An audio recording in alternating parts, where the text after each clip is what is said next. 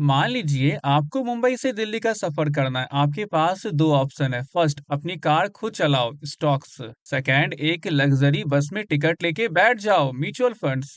दोनों में से कोई भी रास्ता गलत नहीं है, लेकिन एक सफर सबसे तेज और दूसरा सबसे सेफ हो सकता है। आज हम जानेंगे कि अमीर बनने के इस सफर में आपको अपनी कार खुद चलानी चाहिए या एक प्रोफेशनल ड्राइवर पर भरोसा करना चाहिए। ये कहानी है दो भाइयों करण और अर्जुन की, और उनके दो अलग अलग रास्तों की। पहले बात करते हैं अर्जुन से। अर्जुन को हर चीज पर पूरा कंट्रोल चाहिए। उन्होंने डिसाइड किया, मैं अपनी कार खुद चलाऊंगा, यानी सीधे स्टॉक्स खरीदूंगा। दी अप साइड, सफर की मजेदार बात है, स्पीड एंड कंट्रोल। अर्जुन तेजी से चल सकता है, खूब सारे स्टंट कर सकता है और जब चाहे तब अपनी कार मोड़ सकता है। अगर बाजार ने अच्छा किया तो अर्जुन को तेज रिटर्न मिलेगा, और क्योंकि 100% ओनरशिप उसके हाथ में है तो पूरा प्रॉफिट सीधे अर्जुन की जेब में जाएगा। उसे बीच में किसी को कोई बड़ा हिस्सा या फी भी नहीं देनी है, और किसी ड्राइवर को सैलरी भी नहीं देनी है। अब बात आती है डाउन साइड की, सफर की मुश्किलें, टाइम एंड रिसर्च। अर्जुन को हर दिन रोड मैप, फाइनेंशियल डेटा पढ़ना होगा। अगर रिसर्च में गलती हुई तो वो सीधे गड्ढे लॉस में गिरेगा।